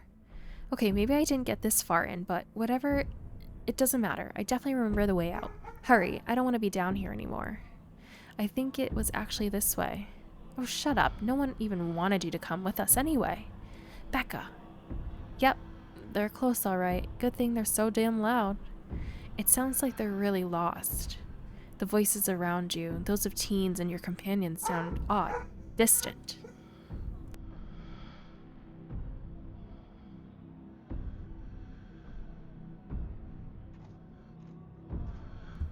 There is something in the darkness before you that's much louder, though you don't hear it. You don't hear it, but you can feel it in your chest, a desperate need to perceive and be perceived.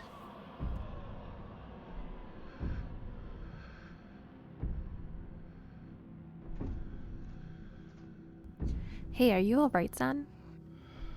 What do you think you're doing? Get away from there. Your cousin dives toward you, but not before the light from your phone illuminates the chamber. Oh, what is that? You said we wouldn't use this shipment. You know it's compromised. We couldn't afford to wait on new wood, Charles. We had to go ahead with it.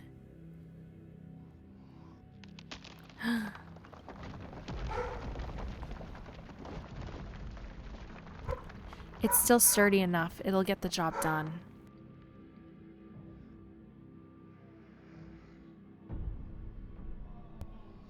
Zen, are you alright? Oh, thank God you're alive. It looked like you had a seizure or something, and then you and Tabby just conked out. I'm fine. Ugh. You can barely open your eyes. You're not fine. Neither of you move a muscle. I don't want you straining yourselves while you're still recovering from whatever that was. I'm gonna get you both some help. I'll be back soon, I promise.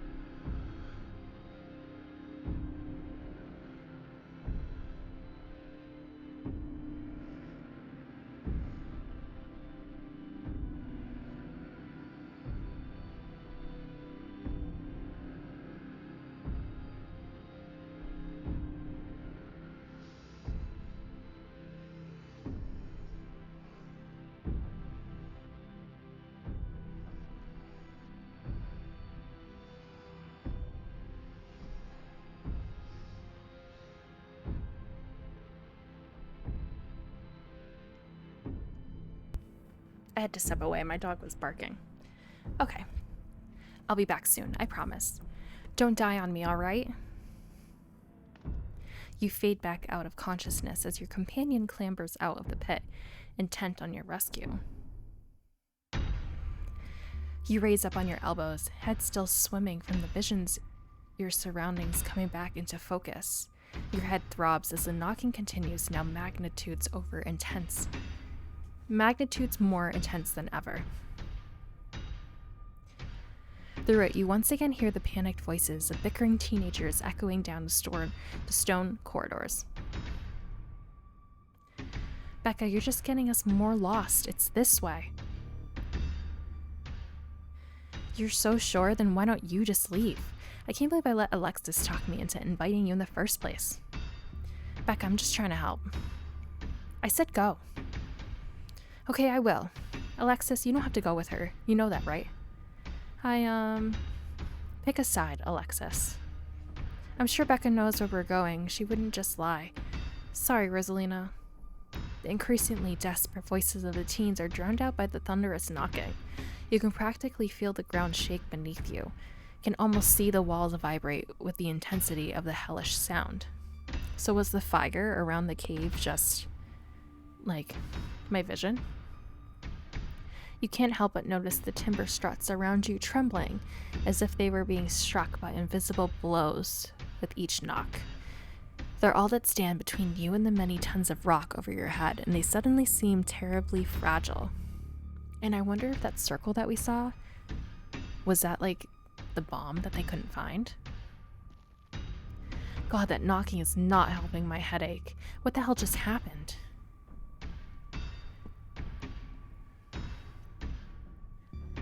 Am I the only one who saw ghosts? Both of us were shown the dark truth of this place, the sins that were committed, the deaths that followed. There's got to be fumes or something down here. It's an old mine. These places are death traps. We were probably just hallucinated. How can you be sure? Look, this kind of thing happens in mines sometimes, especially when there's bad ventilation. Stop being weird. We're leaving. Rosalina appears in the passageway to your left, out of breath and teary-eyed. I'm so sorry I snuck off like that. I just wanted Alexis to think I was cool. The entire cavern shakes with the sound of rockfall. I don't know what the hell is up with this knocking, but that is the sound of a mine collapse. Quick, up that ladder, both of you. Wait, Becca and Alexis are still down there. You can't just leave them here. I know which way they were going. They'll listen to you this time, I promise. Do you have a death wish, little girl? This isn't a movie. The best thing we can do is help those girls right now is to not be buried alive ourselves. Oh gosh. What do I do? I think I'm gonna take Rosalina and leave.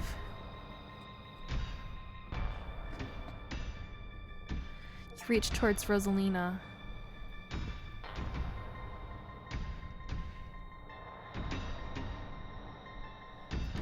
They made their choice, Rosalina. Don't die for their mistake. They didn't know what they were doing. I should have pushed harder. If they die down here, it's my fault. If it makes you feel any better, you can die down here too if you want. I don't care. Rosalina hesitates for a moment. Alexis, Becca, the way out is this way. If you just follow my voice, you'll be able to make it out. Okay, let's go. She grabs your hand and the two of you start climbing. This way, come on. Your cousin moves with the kind of swiftness you'd expect from someone who spent her entire life working in and around coal mines. Becca, Alexis, can you still hear me? The knocking drowns out Rosalina's desperate shouts as the three of you crawl closer and closer to the entrance. I'm so sorry I left you guys. It's deafening now, as if someone were trying to break through the walls with fists of iron. I don't think it's her fault. You continue to push forward, your burning muscles giving way to pure adrenaline. Then comes the sound of splintering wood. You pick up the pace. The entrance is so close. I'm so sorry. And there it is. Freedom. Wow. The three of you manage to squeeze through the entrance just as the walls of the mine come crashing down. Alexis. Do you think the other two...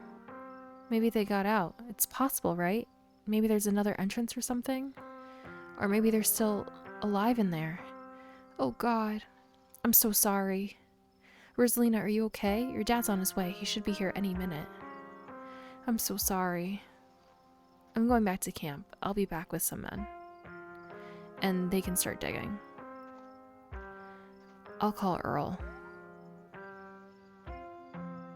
It takes a bit of time, but eventually Tabitha arrives with men and a machine to start digging through the rubble. You, Stella, and Kanika are afforded a quiet moment to yourselves as the others get to work.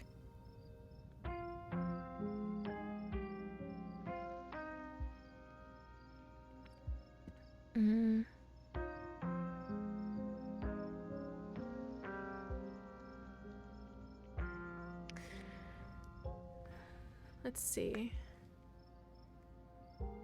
I feel like I should talk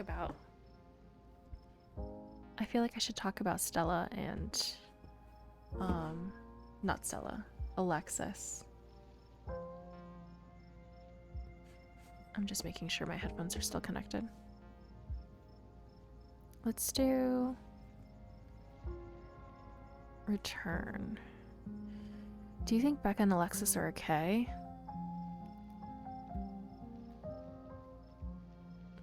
There were survivors in the last collapse. At least Rosalina's safe. I left him down there. Give me 1 second. I need to fix my headphones. I'm not hearing any sound.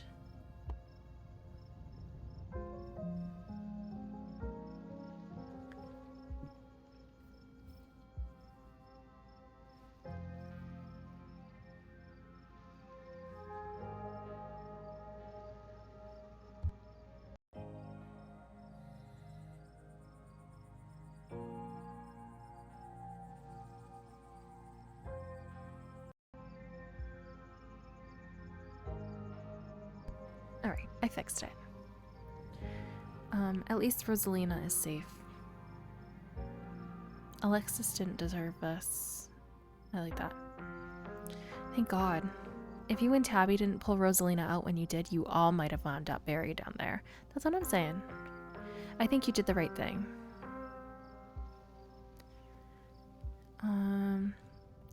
There was a stone carving on the wall of that pit. It gave me some sort of vision. I saw what happened to this place. The Scarlets caused the old collapse. Charles Shaw was set up. No way. Dude was a monster. I mean, the Scarlets were monsters too. They still are. What am I saying? Visions aren't real. Visions can't be real. That would be magic. I don't know, Neeks. You weren't down there. Zen and Tabby had like simultaneous seizures next to a creepy stone carving. It was like something out of a movie.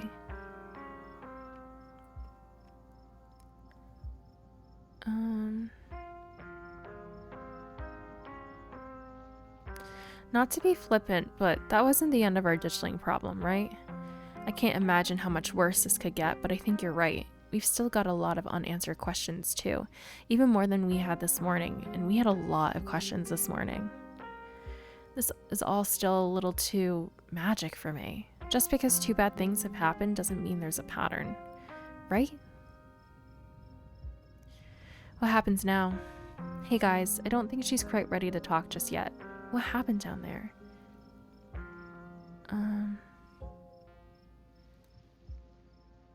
She did. She wasn't gonna follow Alexis. Rosalina made it out of there because she stood up for herself. You should be proud. She's a good kid, Oscar. Thanks.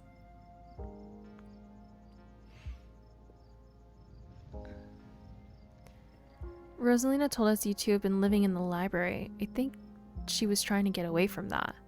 Oscar sighs. Rosalina told you that? Yes, it's true, but you have to understand there's something in that house. We believe you, Oscar. I couldn't let it hurt her, and since I didn't know how to get rid of it, I set up a back room at the library for us. Just until I could figure out how to fix things. I know she hates it, but I thought it would be better for her. Instead, it just drove her away, staying with friends, not checking in, and now this? It's all because of that house. And because of me. Because I haven't been able to fix this. I just wish she could understand. You don't have to be alone in this. We can help. Yeah, we'll totally help you get rid of your ghost. Or more likely, we'll figure out what non-ghost thing it actually is. Either way, though, we're here for you. Thanks, you guys. That really means a lot. I shouldn't have kept this to myself, but I was so afraid of seeming ridiculous. Dad, you must be so mad at me. Oh, Rosa, no. Of course I'm not mad at you. Do you think that maybe they got out? Maybe there's another exit somewhere? Rosalina. I should have pushed back harder. I knew the way out. I should have made them come with me. I just don't want them to be dead. I'm so sorry, Dad. You don't have to be sorry. You're alive and you're safe. We couldn't have gone back for them, right? We wouldn't have made it out if we went back.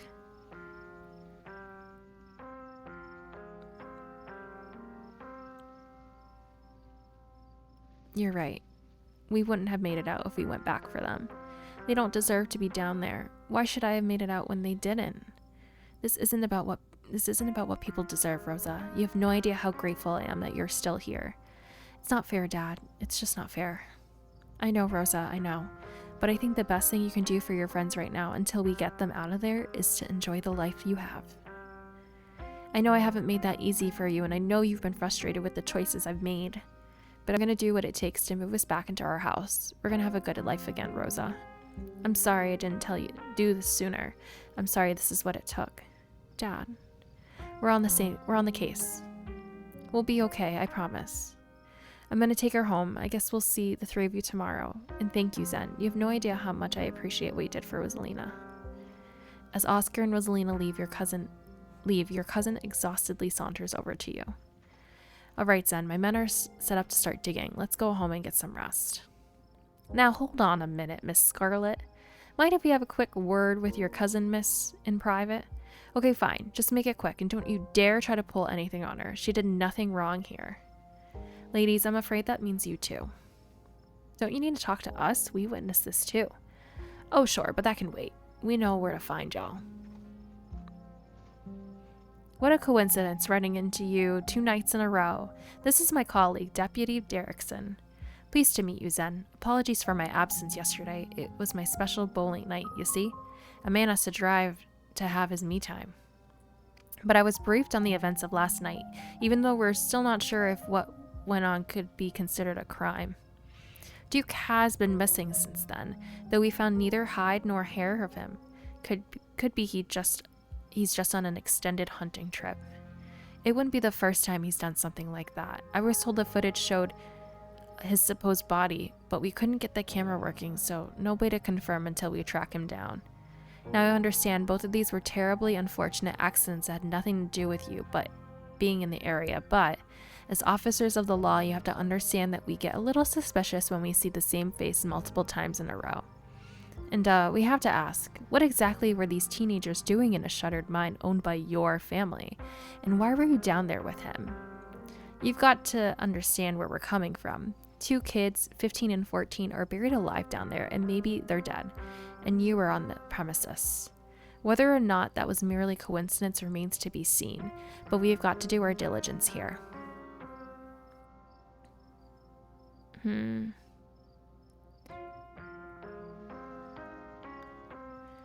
saw some teens sneak into the abandoned mine, so we went in after them. Let's see. I'll get to your questions, but we also need to talk about the man that's been stalking me. His name is Sam Wayne, and he used to work at the mines here. That seems an awful lot like deflection to me, wouldn't you say, Earl? This is a nice town. People don't go about stalking strangers in these parts. Can you at least take a description? Fine. Derrickson scribbles down your description of Wayne.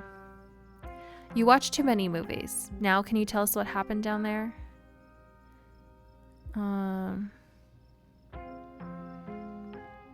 We saw some teens sneak into an abandoned mine, so we went after them. Of course. Very noble of you. Pardon our questions. Just trying to gather all the facts, you see. Just being thorough, our duty as officers of the law. Well, if there's nothing more you can tell us, I suppose we'll let you go on about your evening. But we may be in touch. Have a good one.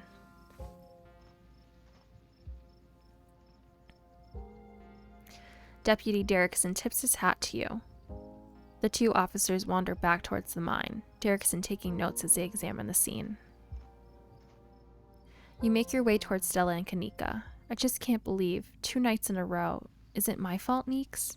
Stella, no, this is all just an awful coincidence. It's not your fault. Oh hey, guess the cops are done with you? Why, are they going to take you in for being present at an accident? Sorry if they gave you a hard time. Small town cops, you know. Always blame everything on drifters, even acts of God, I guess. Excellent, you didn't get arrested. Now come on, let's get back to the estate. I'd like to get some rest before I have to deal with the fallout of everything that happened tonight. I'll see you tomorrow, okay, Zen? Please stop trying to get my cousin killed, Stella. Come on, let's go. Tabitha starts walking to her car, pulling you by the arm. See you tomorrow, guys. You can practically feel Tabitha roll her eyes as she drags you to the car. Tabitha doesn't say a word as the car cuts along the darkened road. You try to keep an eye on the surrounding wilderness as she drives, wary of what might lurk behind the tree line.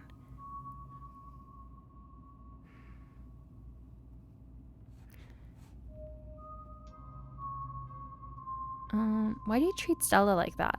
Didn't you 2 used to be friends? It was a different time in my life. I just wish she'd get that we're not in high school anymore. I'm a different person than whoever she thinks she knows.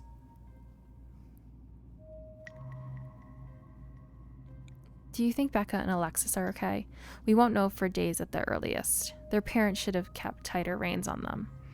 I've never gotten into any trouble like this when I was a teen, and I have Pearl Ann to thank for it. Hated it at the time, but that strictness paid off. Ugh, what am I telling you this for? I was like, whoa, are we bonding? I guess, sure. I'm gonna remain silent. I've got to focus on the road.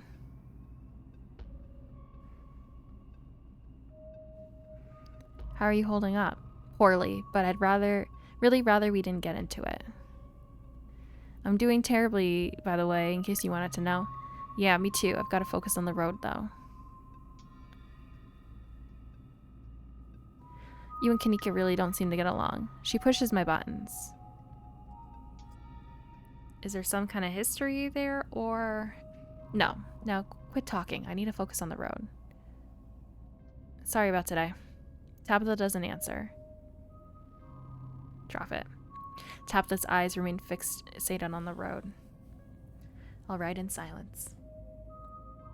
Your eyes wander back to the tree line as you and Tabitha sink back into silence. You once again cross the threshold into the estate, the musty stench of the decaying mansion greeting you with its undertones of mildew and wood rot. Well, this day was a lot more stressful than it needed to be, and I'm sure it's the precursor to a horrifically stressful week. I'm going to bed. I suggest you do the same. Thanks for calling me about those kids, by the way. It was unexpected. You could have... No, you should have waited for me. I'm too tired to argue. I'll see you in the morning. Tabitha turns and makes her way up the stairs, her posture defeated. You head up to your room to turn in. You collapse in Tabitha's dusty guest bed, your head empty of thoughts. After your time in the Shaw mine, you barely even notice the dust. Your phone buzzes on the table. Y'all, these are those things, right? Kanika sends a picture of a pair of ditchlings by the side of the road. I saw them again, too. Ew! Another picture, this time of them staring from a tree. What the F? These things are definitely not hairless monkeys or raccoons or whatever. I don't know what the hell they are. I guess there's more to them being here than the mine collapse. No way I'm sleeping tonight. You think about looking out the guest room window, but at this point you're too exhausted to leave your bed. The adrenaline from this evening is finally wearing off, replaced by a creepy exhaustion that threatens to overwhelm you. Your limbs feel heavy, your eyelids slipping down over your eyes, even as you stare down at the ominous pictures on your phone. If it weren't for the pit of dread balling in your stomach, you would almost feel comfortable as you settle in between the covers, your tired bones sinking into the decrepit mattress. When you close your eyes, your thoughts drift to Alexis and Becca, terrified and alone, if not already dead. Your eyes shoot back open, your heart pounding as the door to your room swings open. Just the cat. It's always just the cat. It's nice to see another living being, even one as unfriendly as Tabitha's cat. The comfort of her presence sets your mind at ease, and you finally slip into a deep sleep.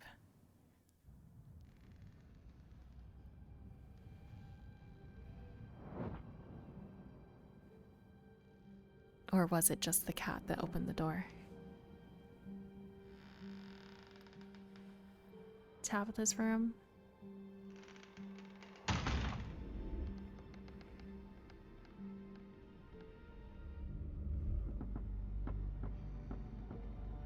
Another door opening?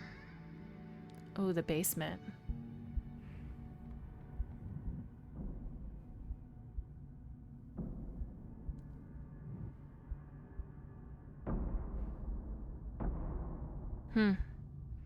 Knocking.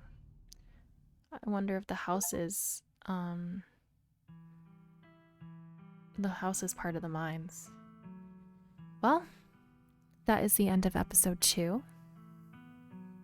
I thought that was pretty cool. Creepy that like the ditchlings start to show up. I wonder if that's what I saw in the garden. And I don't think there would have been a way for me to save the 2 girls and get out with everybody. I would have had to maybe choose one or the other to go up the ladder or something like that. But that will be the end of this stream. I'm hoping I can actually do episode 3 very soon, so be on the lookout for that. Thank you all for watching. Please subscribe, and this should be on YouTube within the next day or 2 if you want to rewatch. Thank you all so much. Have a good day.